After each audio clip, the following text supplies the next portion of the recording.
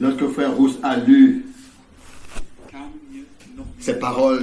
Igihe Mwene Data Ewald yasoba ijambo hari ibyiyumviro byanjemwo nta munyabwenge ashobora kuvuga ngo nari nsanzwe ndabizi. Nta muntu n'umwe yari afise ikintu azi, nta muntu n'umwe. Imana yaradutunguye mu buryo bubandanya kandi yadushize mu ijambo ryayo. Byose ni ubuntu. Yahamagaye bamwe hano abandi hariya, irihishura, iratwihishurira, kandi ibyo turabishimira. Ibintu byose abakozi b'Imana bataronse ntibabijanye, babihawe bivuye ku mwami, niho gusa bashoboye kubitanga. Nico gituma Paulo arandika mu Bikorinto ngo ibyo nahawe n'umwami. Abikorinto ba mbere 11:23 ni iby'igiciro, ngo ico nahawe n'umwami, atari ibyo niyumvira, atari uko mbona ibintu, ariko ngo ico nahawe n'umwami. Ibyo byaje kuri jewe bifatanye isano n'ibifungurwa byo mu buryo bw'impwemu, ariryo jambo ry'Imana. Kuri ibyo umwami wacu aravuga ngo ibifungurwa byanje ni ugukora kugomba kwantumye. Isano, ubufatanye hagati yo kumva ijambo no kwemera ijambo hamwe no kuja mu kubikora. Ibintu byose byari byanditswe ku mwami wacu byasohoreje kuri we kandi byacitse bifatika. Nico gituma iyo mirongo ibiri, umwe nyene uri impande y'uwundi, hamwe ngo umuntu ntabeshwaho n'umutima gusa, ariko abeshwaho na buri jambo ryose risohoka riva mu kanwa k'Imana. Hanyuma hariho uwundi murongo mu butumwa bwiza bwa Yohana ngo ndafise ibyo kurya mutazi. Yohana 4:32. Imfungurwa zanje ni ugukora ukugomba kuwandungitse. Rero kumviriza ijambo ry'Imana nk'isezerano tukaryizera, hanyuma tugaha Imana uburyo bwo gushira mu bikorwa ijambo ry'isezerano.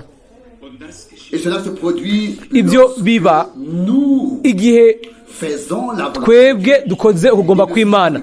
Ntibihagije gusa gusenga ngo ukugomba kwawe gukoreke hano ku isi nk'uko gukoreka mu ijuru, ariko birakwiye by'ukuri kwishira mu kugomba kw'Imana tugagushigwamwo. Ndizera yuko ntihigeze haba muri twebwe icifuzo gikomeye nk'uko bimeze uyu munsi, gukora by'ukuri kugomba kw'Imana. Kandi ndabivuga biva ku mutima mu buryo bwugurutse. Ibyo bishiramwo buri jambo ryose, gukora. Hari umuntu yambwiye umunsi umwe, umuntu ataja mu ikoraniro na rimwe canke ibyo ari byo byose, kandi mbere anasuzugura ibikorane, ariko yavuze nubwo biri uko ngo ndindiriye gusa ukuza k'umwami.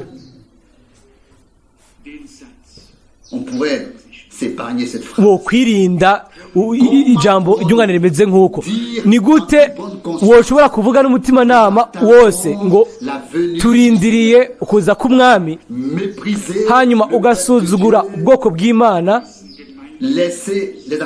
ugaheba amakoraniro, ukareka ntihagire ikintu na kimwe witaho mu by'Imana yavuze, kandi ibyo binashiramwo umugabane wacu mu bwami bw'Imana hamwe n'ibyo yaduhaye. Hanyuma akavuga mu ijambo ryiwe ngo ubwoko bwose mu bunyabinyoma barabaza ngo barangunze hanyuma Faransa barambeshe bati mwami twakubeshe gute Maraki 3:8 murashobora kubisomba hanyuma mu bicete cy'Abaheburayo 10:45 hakacavugwa ngo ntimugahebe amakoraniro yanyu uko mubona uwo munsi wo kugaruka wa Kristo wegereza hanyuma ico gihushane cuzuye kwijambo ry'Imana ukacuvuga ngo ego turindiriye gusa ukuza ku mwami reka ndabibemeze neza suko bimeze umuntu arindira uko abarindiriye 100% arindiriye ubusa ntimwibaze yuko Imana reka ngicokogwe ntimwibaze yuko Imana irabijambo ryayo liko ryahunyangwa musibirenge hanyuma ngo ikivuga ngo wakoze neza ubureo genda mu munezero injira ubureo mu munezero w'umwami wawe niyumva neza nkuko si Imana yaciyo Imana yacu yaretse ijambo iryo dutegerezwa kubaha mu bintu byose uyu munsi narize nari numva merewe nabi ndiko ndavuga uko makete agomba kumera ariko hari ikete ryaje riva muri Australia rifise amasheke impapuro ziba riziko amafaranga 3 abo bantu ndabazi nigishije navuze ubutumwa hariya nagendereye uwo muryango bindi ku mutima yuko igikorwa c'Imana gikwiragira kigasohoza mu isi yose hanyuma barungika ibigira 10 vyabo harimwo sheke imwe irimwo amafaranga mark 15 y'amadagi kandi abo nabana bato cyane sinzi neza imyaka bafise bagiye barayabika mu mafaranga bahabwa n'abavyeyi yo kwifasha hanyuma umwe mu bana azi kwandika nimumvirize gatonye uwategeza kuba afise hagati y'imyaka 11 cyangwa 12 yanditse gusa ati ngiki igira 10 cacu twebwe abana ku mafaranga abavyeyi bacu baduhaye mu byizere narize murashobora kubyizera aho harimo amafaranga 15 y'abadagi abana bataranamenya kumbure guhindukira umwami cyarico ariko bumvise bivugwa n'abavyeyi babo hanyuma hari abantu bakuze bacokora buri jambo ryose y'Imana mu bwirasi batazi yuko ari ya mpwemu nyene ya antikristo ihaguruka ikagwanya ibintu byose biraba Imana biraba igikorane biraba ijambo ry'Imana munyizere iyo mpwemu ntiri gusa i Roma iri ahantu hose aho abantu batubaha ijambo ry'umwami mfise ku mutima kubabwira mwese kandi murabizi mwese nitwigera tuvuga hano amafaranga ariko nayo agize umugabane mu bintu by'ubuzima busanzwe afise umugabane nimba atari by'ukuri nimba tudashobora kuba abizigirwa mu tuntu duto ni gute twuba abizigirwa mu bintu binini turashaka ibintu byose Imana idusaba ndibuka hari umugabo umwe yavuga ati ego Mwene Data Frank nk'ubu ntakaje akazi kanje hanyuma simbe ngishobora kuriha none wocukora iki naramwishuye ati Mwene Data numa uriko uvugira mu kutizera uracafise akazi kandi ushobora gushimira Imana ukiyegera imbere mu kwizera hariho abantu bafise inyifato yo kubona ibintu nabi kubiraba ubuzima hamwe n'ibintu byose bijana nabwo turashaka kuja imbere hamwe n'Imana yacu tugakora ibintu tukizera ibyo kubyoshika byose atari mu minsi mibi gusa ariko no mu atari mu minsi biza gusa ariko no mu minsi mibi atari gusa mu bitworoheye ariko no mu bitugoye nabyo turashaka gushimira umwami tumukurikire mu bwizigirwa mbere twaronse amakuru meza mu makoraniro na cyane umushiki wacu w'i Düsseldorf la sœur n'umushiki wacu d'Haïti bo muri Haiti qui m'a appelé hier et m'a yamamagaye ejo arambwira ati Mwene Data Frank dit de joie. umunezero uransaza niyumvira yuko ari je narondeye Imana ariko ni Imana niyo yandondeye kandi Imana yaranyiboneye yashinze intahe byari ibintu by'igitangaza. Hanyuma yarongeye ko ati Qu'il y avait autant de prédicateurs sinarinzi yuko hari ubutumwa bungana nk'uburaho bwa Mwene Data Branham. Aravuga mu kidagi ciwe ciza ati ndajya gusa nkajya nkongera nkajya. il faut devenir Birakwiye ko tushika nk'abana hanyuma byose bigenda neza ariko yaravuze ati mukujya tombé sur un passage naguye ku murongo uri mu gitabo c'ibimatanijwe ntashobora kumira. Hanyuma muratahura aravuga ati mbega urashaka kumfasha Mwene Data Frank? Hanyuma ndamubwira ati ego mfashijwe n'Imana.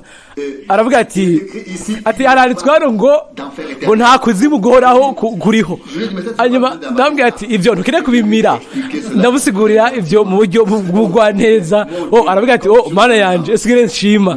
Yego rimwe amajambo make aba ahagije byose bikaba bitomoye, byose bikaba biri ku murongo. Ndabibabwira Imana ifasha abantu mu by'ukuri b'abanyakuri mu mutima, nubwo rimwe badashobora kumira ikintu, baba bazi aho bagomba kubona inyishu yabo. Iyo nyishu misi yose ibiri ku Mana. Rimwe ariho n'abantu bamwe ishobora kuvugiramo. Imana misi yose ntiyivugira ubwayo, irashobora kuvugira mu bantu. Ni byiza kandi nicyo kintu cyiza gihari iyo tubibona. Hanyuma Mwene Data Krefeld yahamagaye, hari barahamagaye n'ubutumwa bwinshi bwavuye atandukanye bavuga yuko bahezagiwe. Ariho n'umushiki wacu ndizera ko yambwiye ko yakize ingwara. Mbega hano wanabyumvise bice kuri mushiki wacu Yesenski nawe ko Imana yamukoreye, yakoze ibintu bikomeye iwanyu. Turanezerwa biva ku mutima ku bintu byose Imana ikora. Ntibikwiye kuba byanditswe gusa biri hejuru yacu ngo Abibura 13:8 ngo Yesu Kristo ko yarari ejo niko aguma ibihe bidashira. Ibyo bitegerezwa kuba bigashikira hano hagati muri twebwe ko yishura ko ari wa wundi. Hanyuma uko twikura kw'amaso mu kwiraba tukagira icizere Umwami, niko Umwami arushiriza gukora. Mbega mweho nimwasangiye umunezero na bene data n'abashiki bacu bo mu Bubirigi.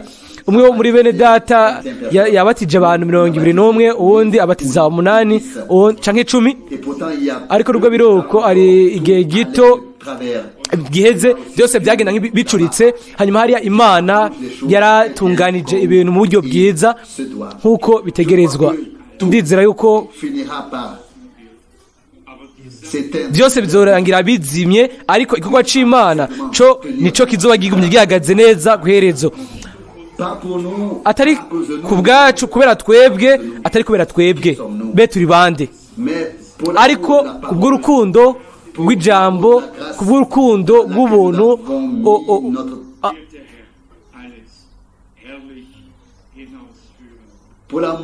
Kubwo urukundo rw'ubuntu ubwo twaje tw'ivizigiro byacu, Umwami azosoza ibyo byose mu buryo bw'igitangaza. Uyu munsi nasomye ikete riva muri Oman, ni hafi y'ikigobe c'abaperse. Hanyuma hari umuntu hari mu buryo bukiri yasize agatabo kari ku izina ryanje, kari mu Congereza, ni mu gihugu mu buryo bwuzuye ni c'Abisilamu. Hanyuma umuntu umwe aragatora aragasoma, ni igikristo cy'uyu munsi, ni cejo aheze, ni igitabo ca Frank mu Congereza hari muri Oman. Ni igitangaza ukubona ingene Imana ikora. Mbega none narabwiye ibyo aheze nk'imyaka 8. Nari mu ndege yari hagati yo kuva Frankfurt njaye Zurich canke Stuttgart njaye Zurich sitavyibuka neza, ariko uko biri kose hari umugore yari yicaye impande yanje mu minota 35 indege igirwa rugendo, namubwiye nkomeje ndamubwira umwami. Hanyuma mu minsi iheze yarampamagaye arambwira ati ndacabibuka, ati mbega uribuka ikibanza iki niki washingiye intahe uvuga ubuntu bw'Imana. Rero ndafite icyo nkeneye, urashobora kunukira udutabo. Ndumvira yuko twaravuganye nk'isaha yose. Imana irahamagara, Imana irakiza, Imana afise uburyo, irafise n'inzira zayo. Tugire gusa urukundo rwagaragariye igorogota bw'abanyabyaha, biciye ku gucungurwa, biciye ku mpano yuzuye iruko. Dufise urwo rukundo rw'Imana, aho rero twese mu by'ukuri tuzadufashijwe, kandi ibyo birakenewe. Munyizere bene tarashwi baje, urwo rukundo nyene rw'Imana twahishuriwe mu mukiza wacu, rutegerezwa guhishurwa biciye muri twebwe kuri aba bantu bose bategerezwa gukizwa. Miseze nasomye akantu ko ari umuntu ashaka gushikira mu buryo budasanzwe abapatiri, yavyanditse mu buryo atumbereza cyane, atagucisha ku ruhande, atakunegura. Uko rero Imana idufashe twese kugira ngo igihe tuvugana n'abandi ntitubanegure, ariko dutange mu buryo bwo gushima ibyo Imana yaduhaye ku bw'ubuntu. Ni muri ubwo buryo gusa niho dushobora kubera umugisha abandi. Nuko gusa yuko igikorwa c'Imana muri ubwo rukundo rw'Imana ngo ushobora gushika ku ntumbero yago kandi bigasohoza. Hanyuma igihe twasoma mu ijambo ritanguzwa yuko dutegerezwa gutanga imibiri yacu nk'ibimazi bizima bihimbara Imana mu Abaroma 12:1. Murabizi ikimazi imisi yose kirababaza. Dutegerezwa kumvira, kuko ibyo ntibishobora gukoreka ibyo bitarimwo. Hano mu Baroma 12 twasomye umurongo wa mbere ngo ndabahanura, nuko bene data ndabahanura kubw'imbabazi z'Imana. Mbega ibyo byose bishingiye guki? Bishingiye ku buntu, bishingiye ku mbabazi, bishingiye ku byo Imana yaduhaye, atari ibyo dushobora kuyizanira. Twe tuyizanira ubuzima bugoramye budakwiriye, hanyuma bishitse yuko ishobora gukora ikintu kigakora kuri twebwe. Ubwa mbere nuko yabanje kumena urwabya rwa mbere, ikacurishira aho bacurira, hanyuma ikabumba urundi rushasha. Iyo tumenye urwabya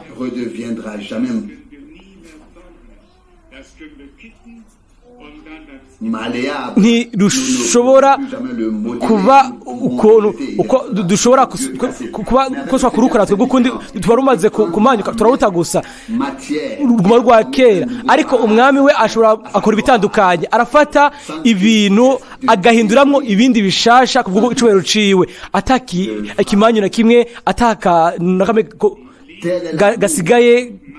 Ubwo nibwo rukundo, kandi nabwo mu bushobozi bw'Imana yacu.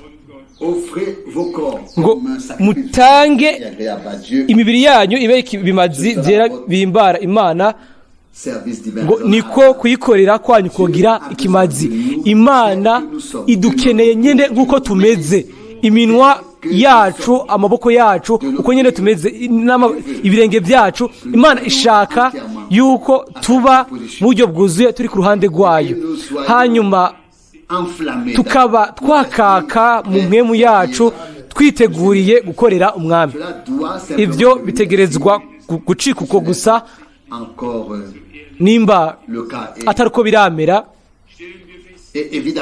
Rero uko biri mvuga kuri kuko turi turashobora kuvuga yuko bitaraba neza uko byategerezwa kumera, ariko turagaba turushirije kugira ngo ntituzane umuriro w'imvamahanga mu gicaniro c'Imana, ntitugire ikintu twebwe tuzana ubwacu tugatangura kugikoresha tukazana umuriro uvuye mu bishaka. Ntidukeneye umuriro uva mu bishaka, dukeneye umuriro uva ku Mana, umuriro wa mwemu. Dukeneye amavuta ava kuri mwemu kugira ngo amatara yacu yakake, urutambi rwacu rwake ruriko rurazimangana ntiruzime, irenga rivunitse ntiricike rwose, ariko umwami arigorore afashe. Umurongo wa 2 ngo ntimwishushanye n'ivy'iki gihe, yamara muhinduke rwose mugize imitima misha kugira ngo mumenye neza ivy'Imana igomba. Imbere ko tubandanya ngo kugira ngo mumenye, atari ibintu byo kutomboza byo kutamenya neza, ariko ngo tukumva ko kugira ngo turonke kubona neza ibintu ku bijanye no kugomba kw'Imana. Ni kuvuga ngo kandi ni muri ubwo buryo gusa niho dushobora gushikira ukubona neza ku bijanye n'urubanza rw'Imana. Vyotumarira iki kuvuga ubutumwa kuri ibyo tutazi ukugomba kw'Imana? Umisi heze numvise intahe y'umupasiteri umwe yavuze ko yabaye uwizera, hanyuma nawe yavuga ukugomba kw'Imana nko mu isaha n'igice ko murenza arengeje urugero nk'isaha n'iminota 10, ariko uko biri kose ku iherezo ry'ubutumwa bwiwe ntiyari bwavuge ijambo na rimwe ku kugomba kw'Imana.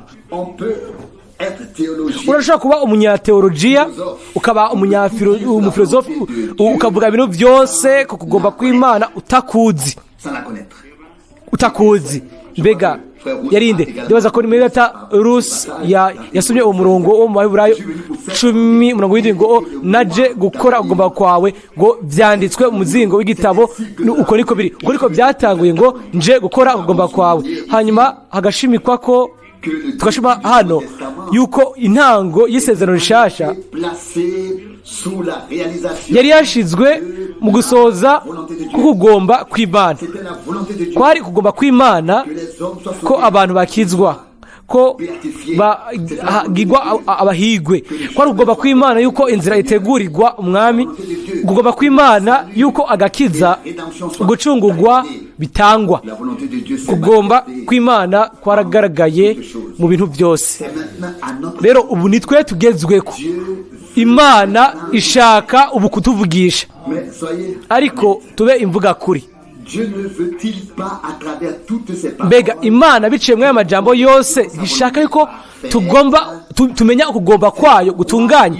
Nico gituma ni kubw'iyo mpamvu ituvugisha kugira ngo tumenye ukugomba kwayo. Hanyuma hano haranditse Abaroma 2:12 umurongo wa 2 ngo ariko mugize imitima misha kwa ivyumviro byacu bya kera, ko twumvira mu buryo bwacu bwa kera, ivyumviro bya kera, ibyo bintu byose bija mu merekezo ya kera. Tukagira umutima musha, tukagira ivyumviro bishasha, tukagira imwe mushasha, tukagira uburyo bushasha bwo kubona ibintu, hanyuma bikaza muri twebwe. Hanyuma impamvu ni ikurikira ngo kugira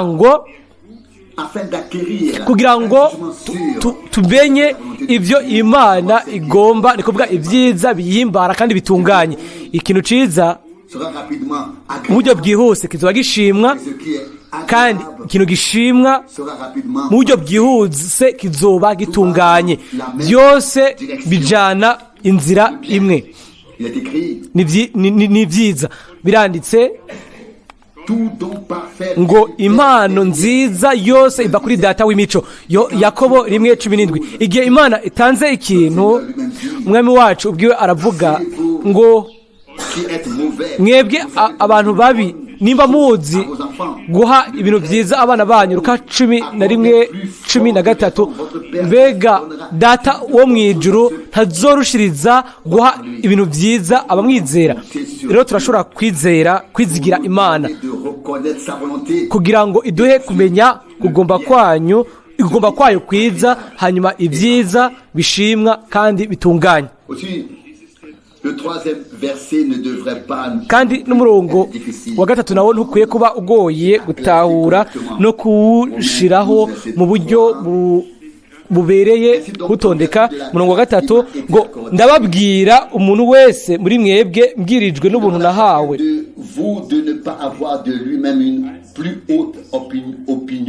Umuntu wese muri mwebwe yoye kwifata uko atari, yamara umuntu yavuze mu minsi iheze aravuga ati Mwene Data Frank ndatinya abantu arabimwemo.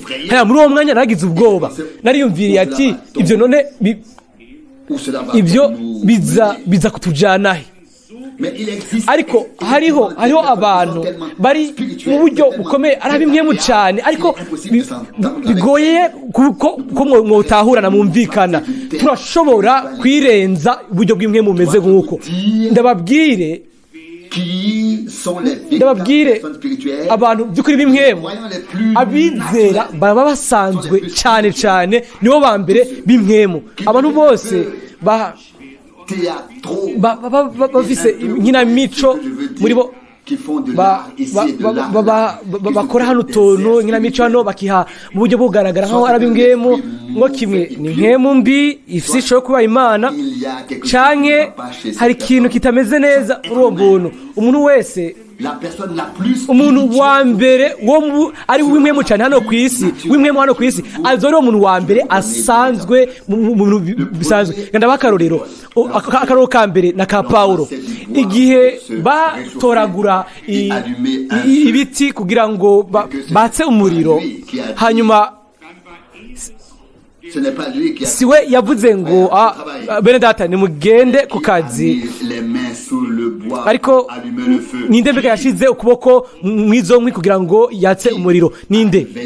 Byakozwe no 8:3 mu buryo buciye bugufi, mu buryo butomoye. Nyaguma ngaho ngo atangure kuvuga ati Mwene Data we nawe murashobora gutangura gukora. Oya, we yakoreje ibintu nk'uko yabihawe n'Imana. Hanyuma inzoka iraza kuboko kwiwe iramukomora. Hanyuma abantu bose baragira ubwoba, abatizera baravuga ngo uyu mugabo yakoze ibyaha.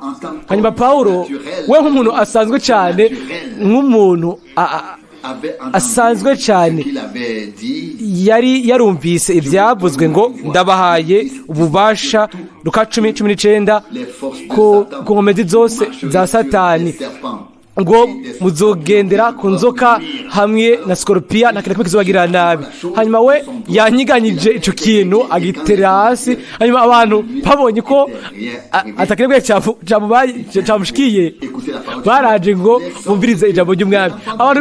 Abana b'Imana nibo bantu ba mbere basanzwe batomoye boba bari hano ku isi, barasanzwe cyane. Umuntu atanguye agacokora, birakwiye kuvuga nka Modi uko yavuze ati mwami ngo kimwe urame ububasha bwo kwirukana abadayimoni, canke naho ndakoresha ububasha bwanje nirukane bano bantu. Goriko byari bimeze. Yabona umubabaro waza ku bantu igihe abantu batakimeze nk'abantu basanzwe. Nico kintu ca mbere gikomeye. Mbega ikosi ko umwami adusaba twebwe abantu baba mu misi yanyuma ngo mube abantu basanzwe batekanye, ngo mugabe musenge, mube maso musenge. Bese reka bambere 5:6 byose bifise ikibanza cyabyo, byose bifise umwanya wabyo. Hariho karoro no bwa ibintu byinshi, ibindi byinshi twabikora ku bya Paulo. Igihe ubwato bwari kugira budibire, yari Pawulo niwe yagiriye icizere umwami, hanyuma umwami aramwishurira aravuga muri Byakozwe n'indwi aravuga ngo umumarayika nkorera yanyiyeretse yambwiye yuko ibyo dutwaye mu bwato nibyo bizohona, ariko nta muntu n'umwe aza gupfiramo. Byose yabivuze mu buryo busanzwe, kubaho ikintu c'indengakamere mugabo akagomba ari umuntu yisanzwe cyane. Iyo ni impano ikomeye y'Imana ishobora byose. Twese tugiriwe ubuntu n'umwami nk'uko twofashanya bamwe ku bandi. Kuri imbere Mwene Data Branham, sinshaka kubabwira ibintu byose, ariko Mwene Data Branham nk'akarorero yakunda cyane guhiga ibyo ntitubitahura. Igihe rimwe ngwa ku mirongo ya Bibiliya aho atabivuze neza mu buryo buhuje nuko twebwe twumva ibintu byarancika, nkagwa mu bwihebe mu gihe ndiko ndasobanura. Ego sidiko rimwe ndarabivuga, rimwe nkabyumvira, rimwe byaransiga ati muntu w'Imana, basi yaba wahize kabiri ugasoma birushirije kabiri Bibiliya byari kuba ari byiza. Yari umuntu asanzwe cyane, afise ibyo akeneye n'ibyifuzo byo mu buryo busanzwe, ko muri ibyo biraza kuba tsitaza. Ariko igihe ninjira mu cyumba yakunda cyane birushirije byose, naharuye inkoho. Hariyo zingahe? 47. Mwene Data nawe niho waruri, mbese ko biri twari kumwe. Mwene Data niho waruri muri icyo gihe. Zingahe? 49? Oh, ndabizi. Ndibaza 49. Ndiyumvira yuko ni 49. Okay. Warabonye icumba nivyo? Twashaka kuvuga tuti umuntu w'Imana akomeye, umuhanuzi wisumba byose, umuntu yari afise ku mutima, yari afise umutima mu ijuru, ariko afise amaguru abiri ari hano ku isi. Hanyuma mwumvirize rero ikigoye kwizera. Mu itariki 28 mu kwa kabiri 2033 igihe abamarayika baseruka bagize ishusho y'igicu, Mwene Data Branham yari hejuru ku musozi. Hanyuma abwira bagenzi biwe, abwira umwe n'uwundi, arababwira ati mwe nimugende hariya, hanyuma hariya turaza gusubira guhurira hamwe kuri kibanza kiniki. Hanyuma araduga, we yidugira umusozi. Mbega mushaka ndababwire iki? Igihe yamanuka umusozi, inyuma yuko yabonye abamarayika 7, hanyuma akavuga ngo naharuye mva ibubamfu nja iburyo, kuko yarahagaze imbere yiwe amubona.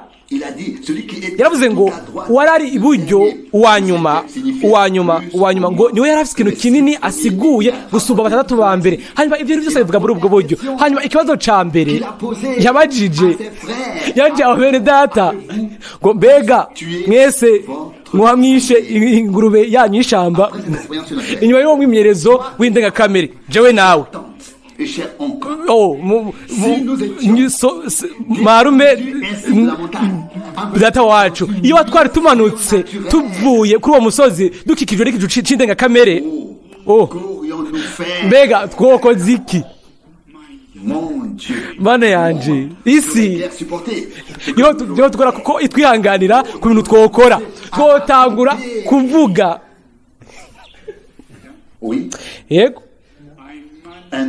umuntu w'Imana afise umutima uri mu ijuru, amaguru ari hano ku isi, aba mu bintu by'ububasha by'ubushobozi, ariko akagumana umutwe mu buryo busanzwe n'umutima ushushe. Uko biri uko niko twese niko tubikeneye.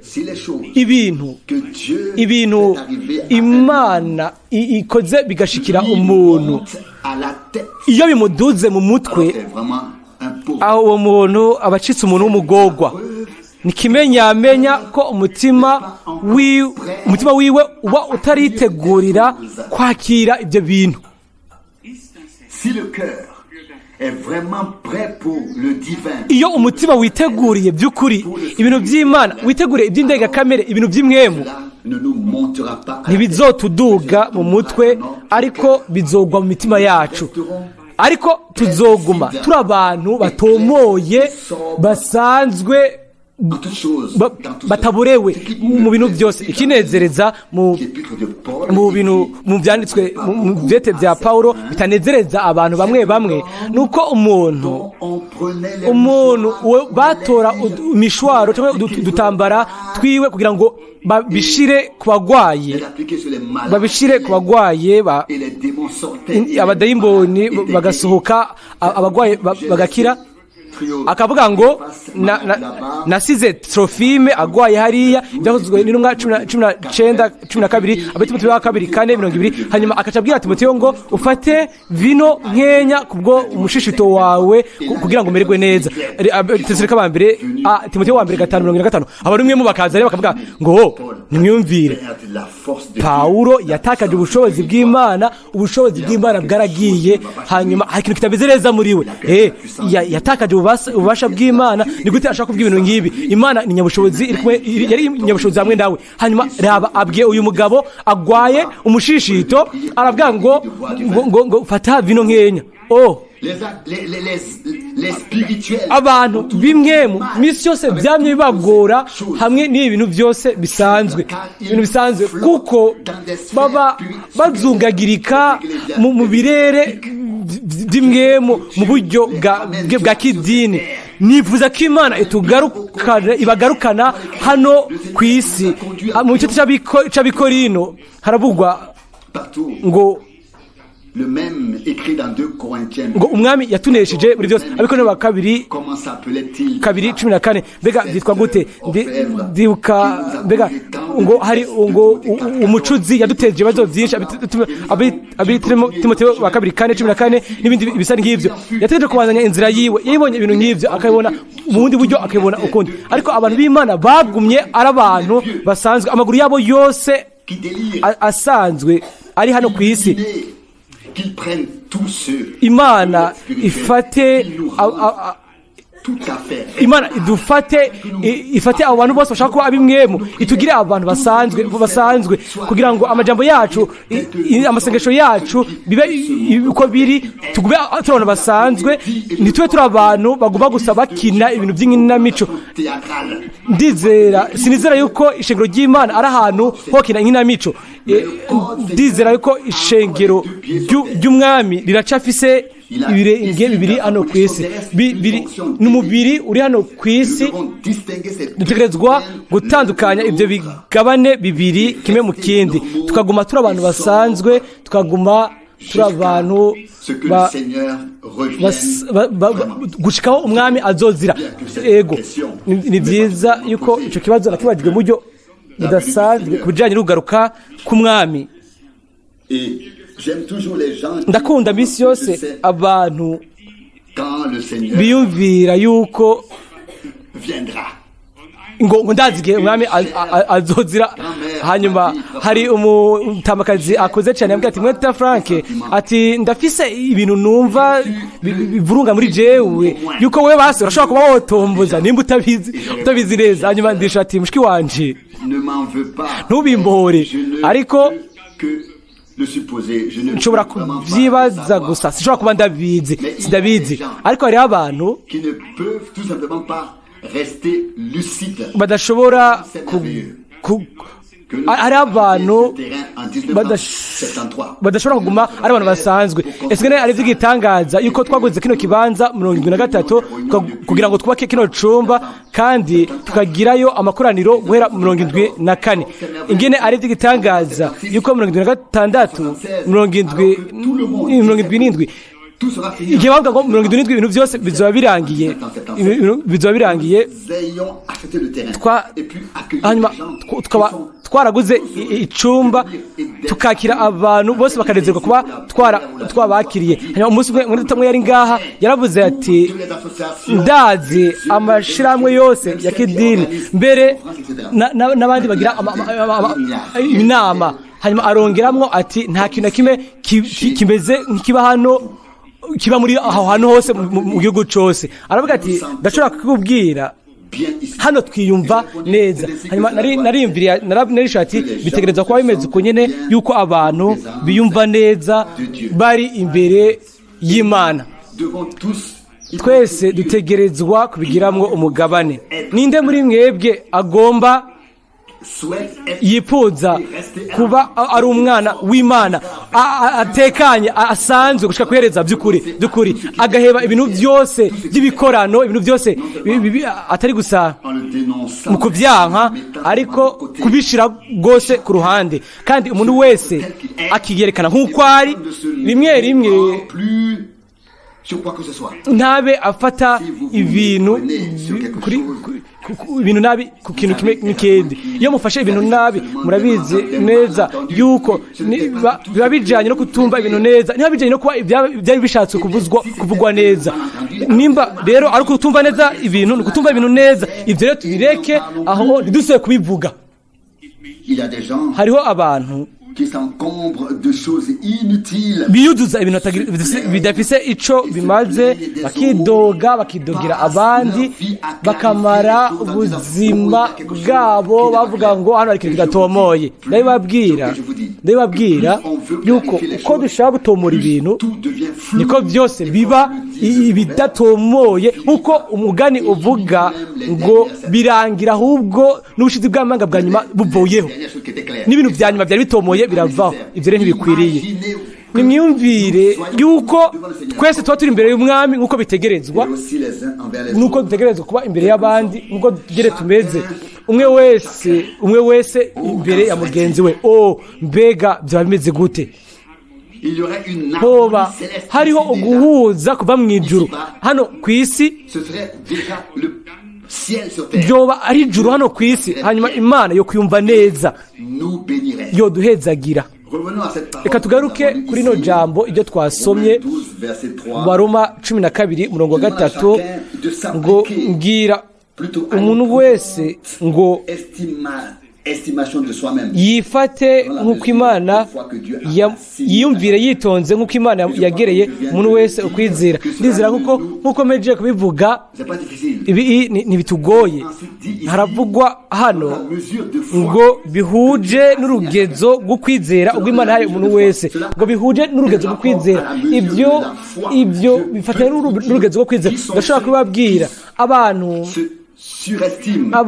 bishira hejuru cyane, abantu babura ukwizera nibo bishira hejuru cyane bisumba urugero rwose, ariko abantu batishira hejuru nibo bashigwa hejuru n'Imana, nibo bantu bameze nk'uko hano aranditse Abaroma 12:3 ngo ndabasaba umwe wese muri mwebwe ntiyumvire mu buryo burengereye, ariko yiyumvire yitonze nk'uko Imana yamugereye ukwizera. Uko ukwizera kwacu kuba hejuru niko tugenda turamenya yuko impano ari ikwizera yuko ari impano y'Imana, kandi yuko atakintu kimwe twazanye ubwacu kugira ngo turandure ibiti. Abanyefeso 2:8 oya, byose ni impano y'Imana ikora byose muri bose. Hacavugwa mu nyuma ngo bihuje n'ukwizera uko Imana yahaye umwe wese, ngo Imana yatanze ingero yo kwizera bihuje n'ibikorwa, ibintu bishobora gukorwa. Imana itanga ukwizera guhuje n'ibyo kugira ngo hasohoze ibizokorwa mu nyuma. Haravugwa ku murongo wa 4 ngo nk'uko mu mubiri umwe dufise ingingo nyinshi kandi ingingo zose zitagira igikorwa kimwe. Umurongo wa 5, natwe niko turi benshi kandi turi umubiri umwe muri Kristo, umuntu wese n'urugingo rwa mugenzi we. Hariho hari umubiri umwe n'ingingo zegeranywa n'umwami. Hanyuma ku murongo wa 6 hacavuga ngo nuko dufise ingabire zitandukana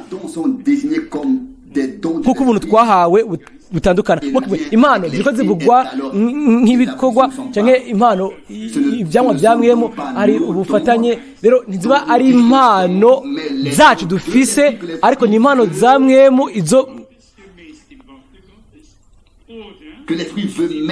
izo mwemu ashaka gukoresha nk'uko ngomba kw'Imana kuri kandi buje n'ijambo ry'Imana. Canke mwo kimwe zivugwa nk'impano z'ubuntu izo duhabwa kubw'ubuntu. None ukwirata kuba kuri nidashaka kwirata, uwirata yirate mu mwami, avuge ngo ni kubw'umwami niho ndi umwizigirwa, kandi ko ku mwami ari umwizigirwa kandi we ari umwizigirwa kandi umunyembabazi. Abikondo ba mbere 1:1 tugize umubiri umwe, turi ingingo za bamwe ku bandi, ariko nk'uko dufise impano zitandukanye. Ndabivuga uyu munsi uburyo bwidegembya, uburyo bwuguri, mvuge impamvu tukekanya kuvuga gusenga ku mubatizo wa Mwemu Yera. Ni gusa gutinya ko abantu bakagenda bagatakaza ukubona ibintu neza, hanyuma bagatangura kwiyumvira ngo akwiye ibi n'ibi na biriya, hakwiye yuko tugaragaza ibi na biriya kugira ngo abandi nabo babone ibintu ko biraba. Si nous en arrivons au point où nous n'avons plus tugeze aho ataciyumviro na kimwe cacu tugisigaranye, aho tutiyumvira ati umwene data uyu niyo ashaka ibiganza mu nkomezi biragiye bica biba, ariko niyo ashaka iganza kimwe ndakekeranya. Ntimwibaza ingene abantu baba bafise ivyumviro vyabo bafise, hanyuma bakaza bakagenda ntagira ikintu kimwe kiba. Si vous me donnez la certitude mumpaye ubushizi bw'amanga yuko atamuntu n'umwe gutangura kwitwara mu buryo budakwiriye, ko atamuntu n'umwe aza kureka ngo atwagwe ukundi wagende abantu bose baguma basanzwe. Ndababwira ariko ndafise ukwizera yuko Yesu Kristo n'uyu munsi ari wa wundi, kandi ko ari wa wundi abatiza by'ukuri mu muriro. Ariko ntatugira abasazi, ntatugira abantu b'urujijo, atugira abantu basanzwe batomoye. Nibwo bushizi bw'amanga nibwo dukeneye.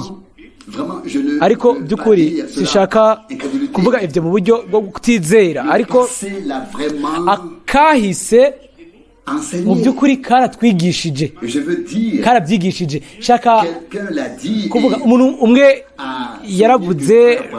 yaravuze yuko Mwene Data Branham nk'akarorero, kuko mwabibonye muri film, akavuga ngo ubu rero mfashe munsi y'ububasha bwanje impwemu zose ziri hano kubw'ishimwe ry'Imana mu izina rya Yesu. Hariho impwemu nyinshi ziba zizunguruka hejuru yacu, yoba zigenda zitumbera ikuzimu twaba tumeze neza, ariko ziri hejuru mu kirere, hanyuma zikosha ubwazo hamwe n'ibindi bijyana nabyo, na cyane cyane kubizera. None dukeneye iki? Durakeneye kuba abantu basanzwe, twirukane ubwoba bwose, ibyumviro byacu bwite nk'uko twabisomye, kugira ngo turobanure tumenye neza ukugomba kw'Imana. Ni kuvuga ngo ibihimbara byiza kandi bitunganya, Abaroma 12:2, ibyiza kandi bishimwa, ibyiza bishimwa bitunganye, ibyo biva ku Mana. Ariko turacyari hano ku isi, kandi nk'uko twagumye dusanzwe cyane, turi abantu bakomeye basanzwe mu guhishurirwa gukomeye uko twahuye n'umwami, byategerezwa kuba ibishoboka yuko twese tuguma dusanzwe ku mwimenyerezo ukomeye hamwe n'Imana. Reka nsubiremo ivyo Mwene Data Ewald yabajije abagenzi biwe. Yarabajije ngo mwese mwamaze kwica ingurube yanyu yishaba amaze gusohoka kumanuka avuye ku musozi. Ntiyavuga ibintu bidasanzwe ibyo yabonye yabivise hariya. Abantu baba hamwe ikintu kidasanzwe hamwe n'Imana baguma ari abantu batekanye bataborewe abantu basanzwe, kandi nshaka kubabwira ingene ibyo nabyo bishoboka. Birashoboka yuko umwansi hano na hariya ashaka kwishuza ku bugingo ikintu ku bugingo bw'umuntu. Hanyuma iyo mwe mu Imana aje uko bisanzwe haba hari intambara, ibyo biratomoye, haba hari intambara. Hanyuma intsinzi itegerezwa kuba ihari ari Imana itsinze, nuko gusa uko niko mwemu w'Imana azogira ububasha ku muntu. Turakeneye ubuntu bw'Imana, turakeneye kuba tubona neza ibintu mu buryo bw'ubwenge, turobanura, turi abantu basanzwe, turobanura, tumenya twaba two turakorerwa, twaba turiko turakora, twese turabikeneye, ariko tukaba twiteguriye imbere mu mutima kuja mu buryo bwuzuye ku ruhande rw'Imana. Iyo ibintu bikomeye bibaye tukaguma turi abantu basanzwe kandi bakomeye, ndizera ko Imana izoshira ivyo mu mitima yacu. Haravugwa mu nyuma murongo wa 6 Abaroma 12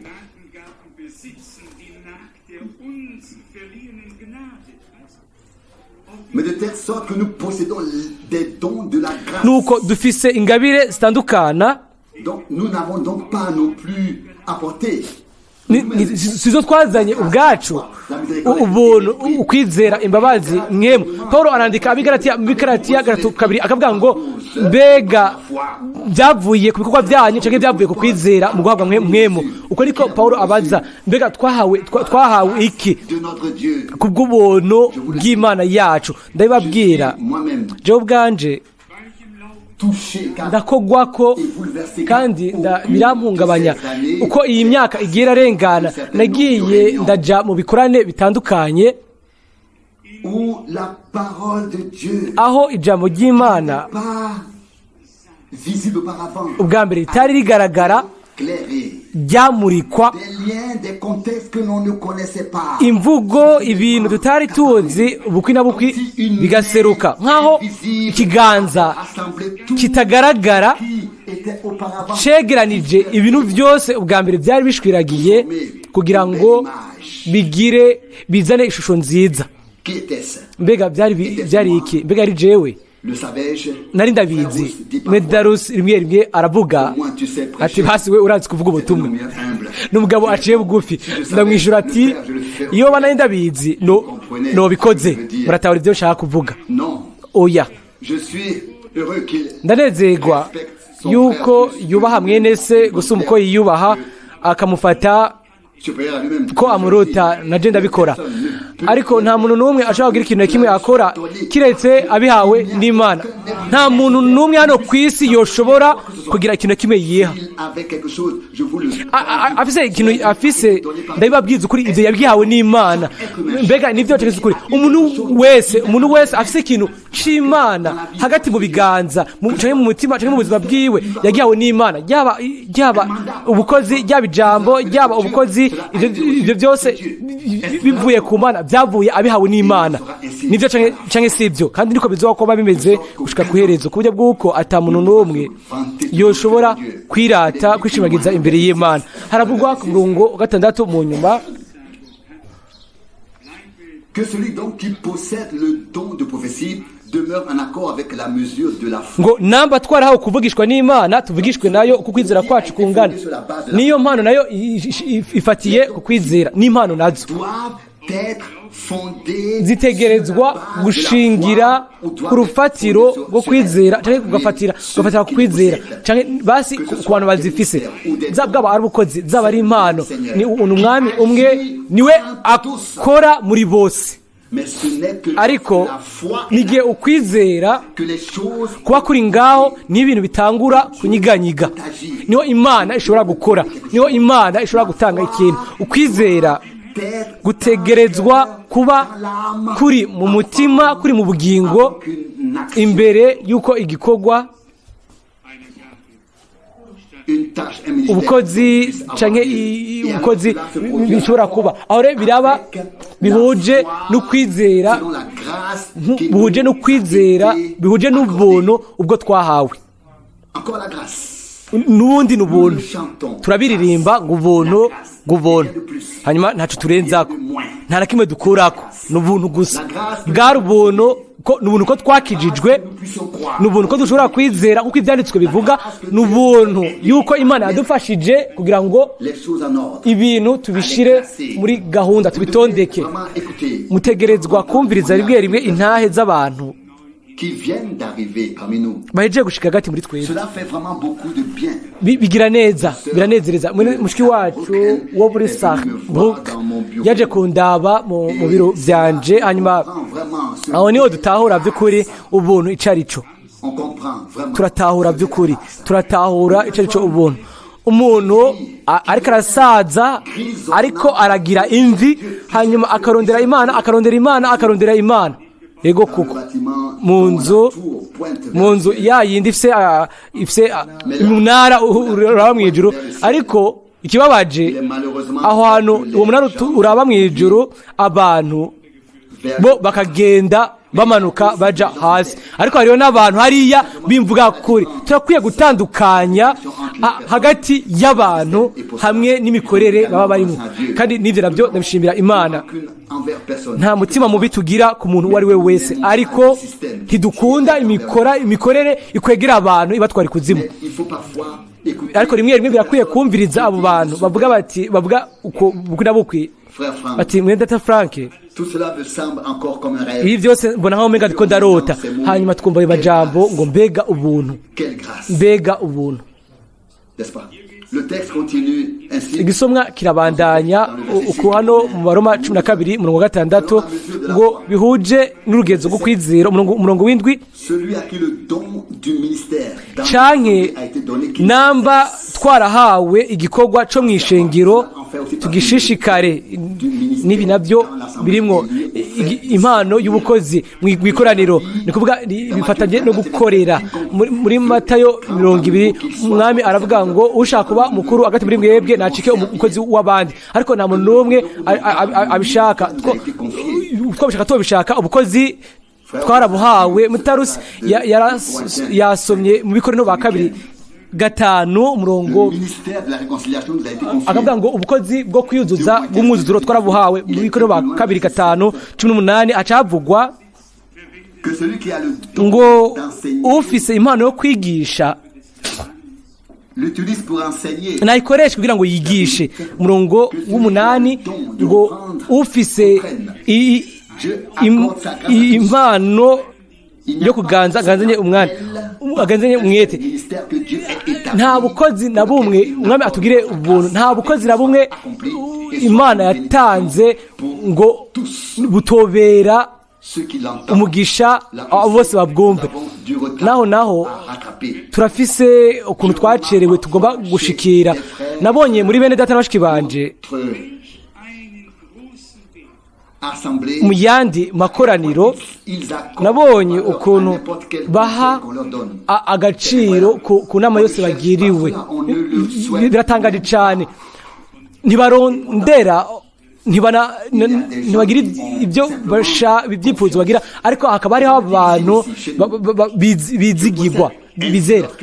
Ndavuga hano iyo mvuga ubutumwa mu yandi makoraniro, hanyuma simvuge gusa ngo mpamagare ku muhamagaro, sinsaye gusa ngo mpamagare abanyabyaha n'abagwaye, ariko iyo umuntu mu mukoraniro iyo nanse gusengera umuntu nkavuga ati iki ni gikorwa c'abatama bo muri abakuru bo muri rushengero, hanyuma ndababwira bene data bose, kugira icizere abizere bo mu shengero yo mu karere bitegerezwa kuja bigana mu bene data b'Imana yashize muri iryo koraniro. Murashobora kugira icizere abasaza b'ishengero iryo murimwo, gusa uko je mugira icizere. je ndaza nkagenda hakaba hariho abene data Imana yashizeyo hano, ariko reka tujye bivuga kuri nimba hari ingingo itegerezwa gufatwa ahantu runaka, hanyuma bagahamagara abakuru b'ishengero kugira ngo bavuge uko bumva ibintu, hanyuma hakumvirizwa impande zibiri, ninde yobikora? Ninde afise ukubaha guke kubw'ubukozi ubwo Imana yashize? Ibyanditswe biravuga Abitimoteyo ba mbere 5:17 ngo abaganza bakwiriye ibyubahiro bikuvye kabiri. Mbega twagezehe tuja kure akarorero keza ka Bibiliya? Nimba dushaka kuba ishengero ry'akarorero, dutegereza kugaruka ku karorero ka Bibiliya. Nibyo canke sivyo? Ibyo rero bishigwamwo yuko twubahira bene data aho nyine turi, tukabubaha, tukabagirira icizere, tukikura iciyumviro cose, iciyumviro c'umwasi. Ndavuga c'umwasi kuko umwasi araza mu buryarya no mu buriganya, ntaza minsi yose mu nduru nyinshi. Rimwe aza atekanya, avuga rimwe kenshi akahumekera mu byumviro, rimwe akavuga ibintu bidasanzwe, akabivugira mu gutwi. Metabunam avuga iki? Aravuga ngo igihe avugira mu matwi yanyu akavuga ikintu gigwanya uwundi, nimwumvirize. Igihe cyose bigwanya bihanze uwundi muntu, ubwo Metabunam avuga ngo muce mwishira imbere y'umwungere wanyu kugira ngo ntagire ikintu gishika. Abantu Imana ikoranya uyu munsi n'abantu bo mu kuku wayo n'intama zayo, n'abantu bumvirize ijwi ry'umwungere mwiza, hanyuma zigashima abungere abo Imana yashize mu kibanza. Mwabibonye neza, Petero arandika ngo ntidukwiye kuganza duhahiriza umukoko. Nivyo navyo birabaho navyo. Petero wa mbere 5:3 hariho abantu bakubita. Narabibonye ingene Mwene Data atari muto ari munini yakubita imeza akomeje kubyo kuko narasimvye ndasimba. Hariho ikiganiro hagati ya Bene Data, hanyuma bukira bukwi kubita ku meza, aravuga ngo ubure ni je mvuga. Yaravuze, ariko ntitubeze nk'uko hano.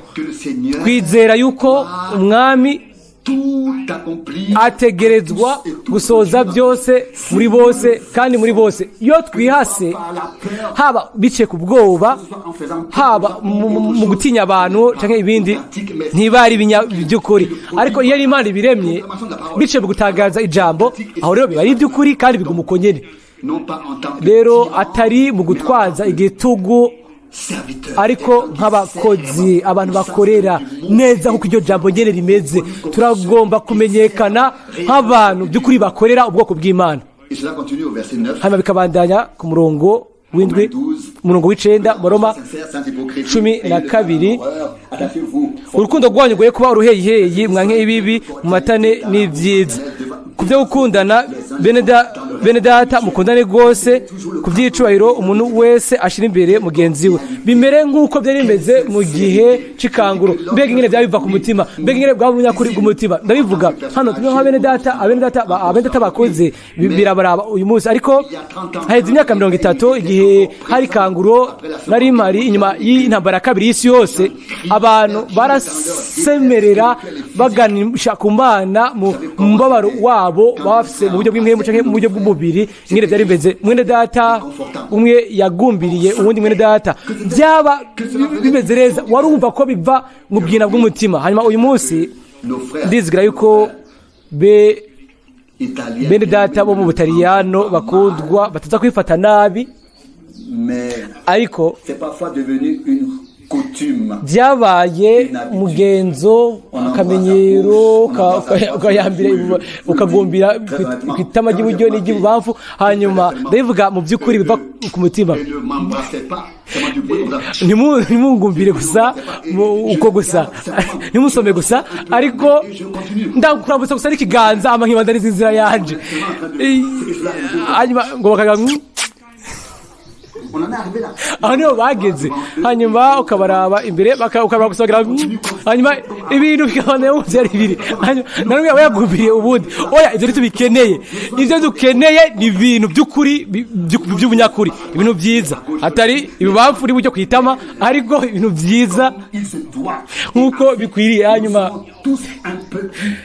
twese tuzobanezerewe cyane mbese ko bimeze aho rero twese tuzogira amagara meza tuzoshimira umwami tuzokwegera imbere mu kwizera ndifuza ibintu by'ukuri namwe murabyifuza ko Imana ishobora gutanga urukundo rw'ukuri atari rwo kwigirisha atari isura zibiri atari iby'ubujyajya sidabizi ariko binje ubunyene mu byumviro ariko gushika n'uyu munsi hagati mu bantu bamwe mu bantu nzi sindamenya wabikoze ibyo muri ico gihe igihe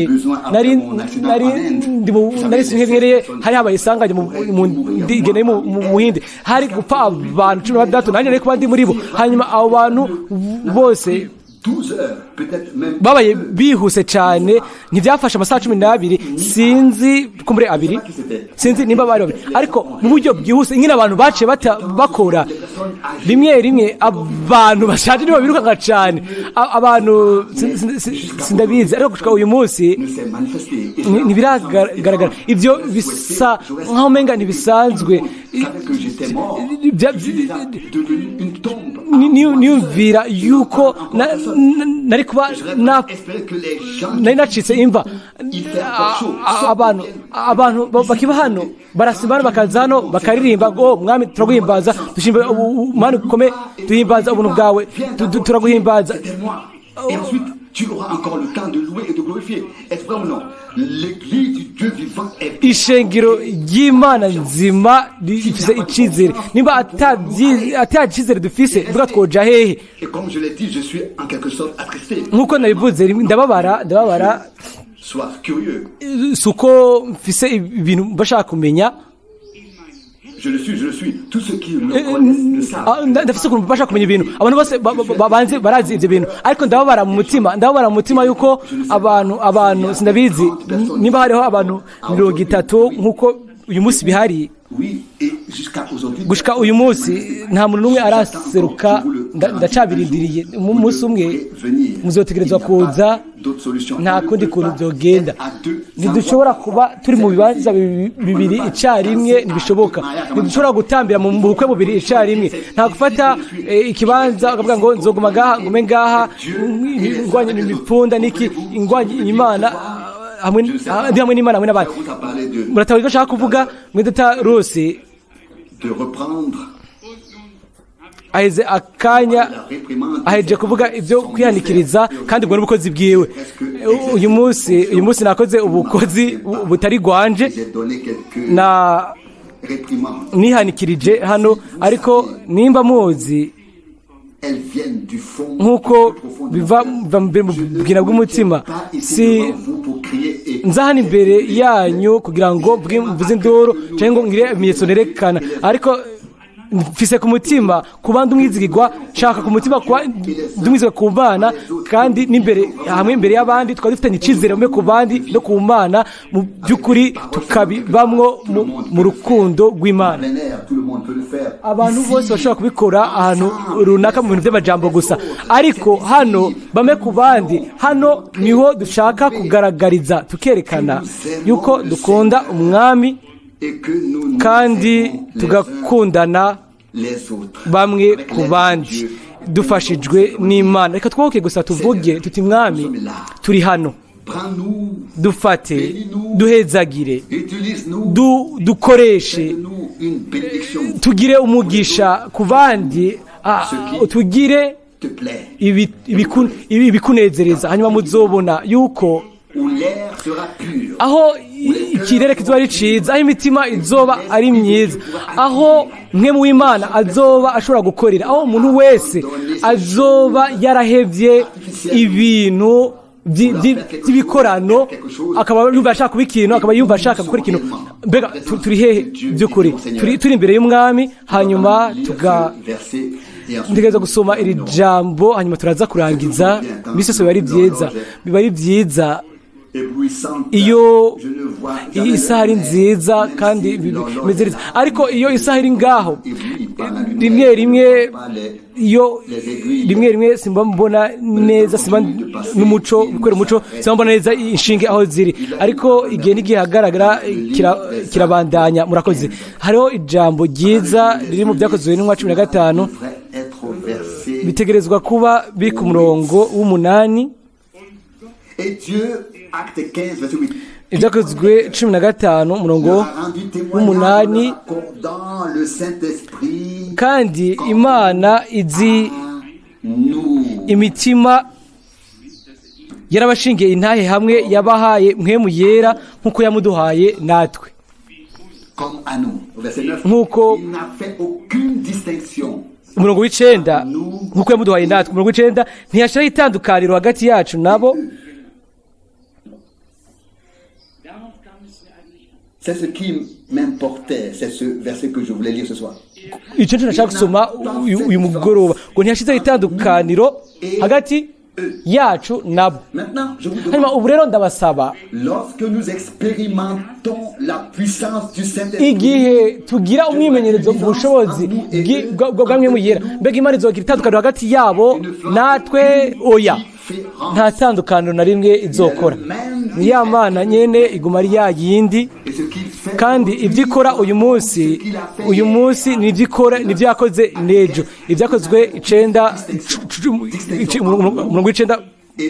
ngo ntiyashiraho itandukaniro hagati yacu nabo,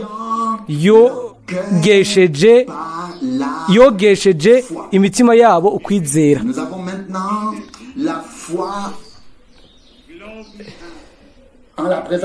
Dufise ukwizera turi imbere y'Imana. Ubu rero imitima yacu iratunganye, aho rero mwe mu w'Imana ashobora kumanuka. Kiriya gihe kera ni mu butumwa nyene nibwo abantu baberamwo abizera, bakamenya ibyaha byabo munsi ya mwe mu yera, bagasaba ikigongwe, hanyuma bagahumanurwa, bakozozwa mwe mu yera. Nubwo biri uko, ndafise ukwizera yuko Imana ni nyabushobozi gusumba ibintu byose biba. Sinzi umwe muri hano, ariko umwe muri bene data yarasenze aravuga ngo nubwo ntafise ububasha bwo guhoza igihuhusi, ndazi uwufise. Ndumva yuko ico cyari ikintu cy'igitangaza. Rimwe turashobora kuvuga cyane, ariko ntitubone ko yari amajambo gusa ari mu kirere, kandi ko ibihusi byabandanije. Reka tube abaciye bugufi, kuko Mwene Data yavuga, akavuga ati nimba ntafise ukwizera yuko Imana izosoza ibyo yasezeranije, aho rero si ngomba kuzibira ufise ukwizera ko Imana ishobora gusoza ijambo ryayo. Dufashijwe n'Imana, turashaka natwe kuja imbere mu kwizera. Nimba dufise ukwizera guhagije kugira ngo tugenzure ikintu, turashimira Imana.